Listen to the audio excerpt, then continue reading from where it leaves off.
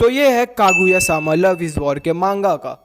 अब तुम लोग सोच रहे होगे कि क्या हो गया भाई, मैं तो ओशिनोको की वीडियो लगाया था, ये कागुया सामा का क्या बात हो रहा है? सो तुम्हें कागुया सामा जितना ही इंटरेस्टिंग, रोमांटिक, जितना ही फनी और जितना ही होलसम लगता है, सो उसी का बिल्कुल अपोजिट है ओशिनोको। बिल्कुल ही डिप्रेसिंग, फक्ड अप और डार्क। अगर तुम नहीं जानते तो इन दोनों के मांगा का सेम ही है, मतलब एक ही बंदे ने Kaguya Sama love is war और ओशिनोको को लिखा है। अब तुमने दोनों स्टोरी देखी है तो तुम्हें पता होगा ये कितने ही अलग है और कितने ही डिफरेंट एक दूसरे। Kaguya Sama is a kind of story जो तुम्हारा दिन बना देती है, लेकिन ओशिनोको ऐसी स्टोरी है जो तुम्हारा दिन बिगाड़ सकती है। ये तुम्हारे पूरा नज़रिया बदल देती है दुनिया को देखने का, और इतना डार्क है ये कि कहीं कहीं पर मेरा फ्यूचर भी इससे ज़्यादा ब्राइट लगता है। मैंने इसके पहले 3 एपिसोड देखे थे और फिर वीडियो बना दी थी, लेकिन फिर उसके बाद मैंने इसे नहीं देखा और अब तक इसके 9 एपिसोड नहीं आ गया। मैं सोचा एक साथ बैठ के देखूंगा, लेकिन मैंने इंस्टाग्राम पे कुछ क्लिप्स देखी and I was like what the fuck, ये सब कब हो रहा है इस एनीमे में? ये सब तो नहीं हुआ जब मैं देख रहा था। तो मैंने इसे वापस रीवॉच करा और फिर मैंने इसके कुछ नए एपिसोड देखे and I was like internet is not a good place.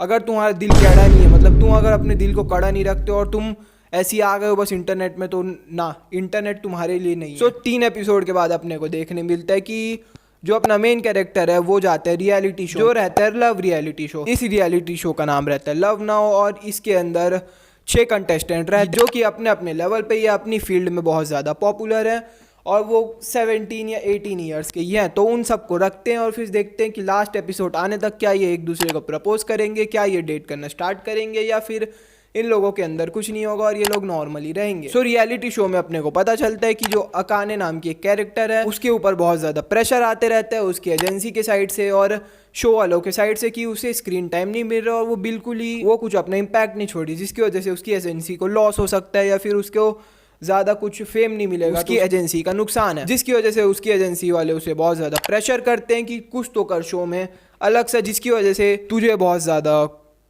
Screen time मिले या फिर बहुत ज़्यादा पॉपुलैरिटी फेम मिले। तो इसी डेस्पिरेशन में अकाने अपने को स्टार को एक स्लैप मार देती है, जिसकी वजह से उसके फेस पे एक कट आ जाता है और वो रहती है एक मॉडल और उसका रहता है कल शूट। तो ये सब जानने के बाद और ये जब एयर होता है एपिसोड तो उसके बाद इंटरनेट पे लोग उसे खा जाते हैं, आई मीन कंप्लीटली डिवावर हर। वो लोग उसे छोड़ते नहीं है, जहाँ पर वो कुछ भी करे उसके ऊपर, उसकी पर्सनैलिटी के ऊपर बोलने लग जाते हैं, इवन से कि वो क्यों एग्जिस्ट करती है, से sorry by giving your life and all that shit. वो फिर सॉरी भी बोल देती है और सोचती है कि सब सही हो जाएगा अगर मैं सॉरी बोल दूंगी तो, लेकिन ऐसा नहीं होता। You will really feel sorry for her from the bottom of your heart.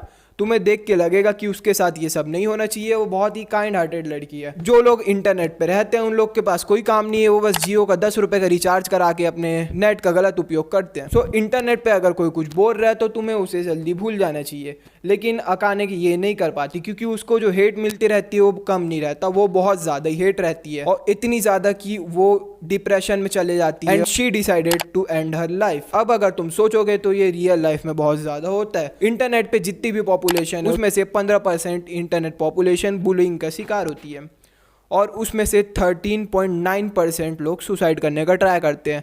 I mean सिर्फ 1%। अगर तुम आज का कल्चर देखोगे तो ये बिल्कुल ही फक्ड अप है। तुम्हें देख के पता चलेगा कि हमारे लाइफ में कुछ नहीं बचा, सिर्फ इंटरनेट है और इंटरनेट पे हम लोग ऐसे लोगों को क्रिटिसाइज करते हैं जिन्हें हम असली में जानते भी नहीं है वो लोग कैसे होंगे। हम एक थॉट भी नहीं देते और उनके पर्सनालिटी के बारे में या फिर उनके बारे में बुरी चीज़ें बोल देते हैं, लेकिन हमें जब रियलाइज़ होता है तब बहुत ज़्यादा देर हो जाती है। कहीं दूर नहीं जाते, अभी की बात करते हैं। अभी के टाइम पे आईपीएल चल रहे थे जिसमें हमने नवीनुल हक और विराट कोहली की फाइट देखी। उसके बाद जो नवीनुल हक के हेटर्स थे या फिर विराट कोहली के फैंस थे उन्होंने नवीनुल हक को इतना साइबर बुली करा कि उसने अपने कमेंट्स तक ऑफ कर दिए और बहुत टाइम तक इंटरनेट पे नहीं था। वो दोनों अगर अपना मामला धीरे से सॉर्ट भी कर लेंगे तो भी लोग उन्हें नहीं छोड़ते। साइबर बुलिंग एक ऐसी चीज़ है जिसमें अगर जो लोग इन्वॉल्व थे अगर वो लोग हट भी जाए तो इंटरनेट के लोग कभी नहीं भूलते। वो लोग तुम्हें हर बार उसी चीज़ के लिए क्रिटिसाइज करेंगे जो तुमने कई सालों पहले करी। शुभमन गिल ने अभी आरसीबी के खिलाफ सेंचुरी मारी, उसके बाद उससे बहुत ज़्यादा क्रिटिसिज्म मिला।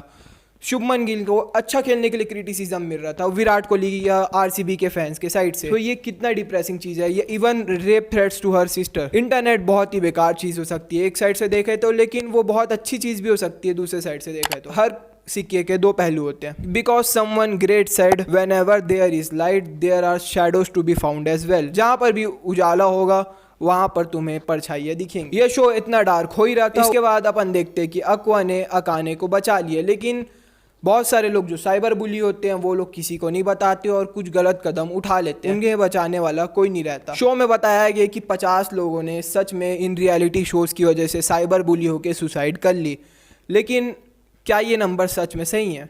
क्योंकि अगर हम लोग सही में छानने जाएं तो इससे बहुत ज़्यादा केस हमें देखने मिल जाएंगे। और 50 लोगों ने कमिट करा है तो ये सोचो कि कितने लोगों ने अपने आप को रेजिस्ट कर लिया होगा ये करने से। अगर तुम्हें इसी टॉपिक पे वीडियो देखनी है तो एनिमे टीएम टॉक्स के चैनल पे तुम्हें मिल जाएगी। उसने और अच्छे से एक्सप्लेन करा है। मेरे को भी इस वीडियो का आइडिया उन्हीं से आया है, तो तुम उनकी वीडियो जाके देख सकते। अगर तुमने ओशिनोको का 6वां एपिसोड देखा है तो तुम भी अब इंटरनेट पे किसी के बारे में कुछ बोलने से पहले 100 बार सोचोगे। तुम अपने 2-4 MB का नेट का यूज़ करके उसे तो बोल दोगे, लेकिन फिर उसके बाद वो चीज़ उसे पूरी इटर्निटी तक याद रहेगी।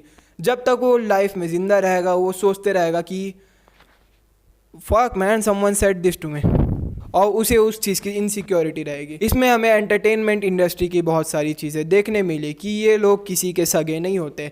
ये सिर्फ अपना प्रॉफिट देखने के लिए किसी की भी लाइफ फूंक सकते हैं। इन्हें किसी चीज़ से कोई फ़र्क नहीं पड़ता जब तक इन लोगों का प्रॉफिट हो रहा है। लेकिन मैंने बताया है कि किसी भी सिक्के के दो पहलू होते हैं, सो तुम इन्हें भी बिल्कुल ही ब्लेम नहीं कर सकते। सो मेरे ख्याल से इस वीडियो के लिए इतना ही, और अभी हमें इंटरनेट को सही से यूज़ करना पड़ेगा। हम लोग ऐसे ही किसी के भी कमेंट सेक्शन में जाके उसे क्रिटिसाइज़ करेंगे तो सही से करें। अगर क्रिटिसाइज़ कर रहे हैं तो लुक्स से ना करें, उसकी कंटेंट से करें। मेरे ख्याल से इस वीडियो के लिए इतना ही, तो बाय।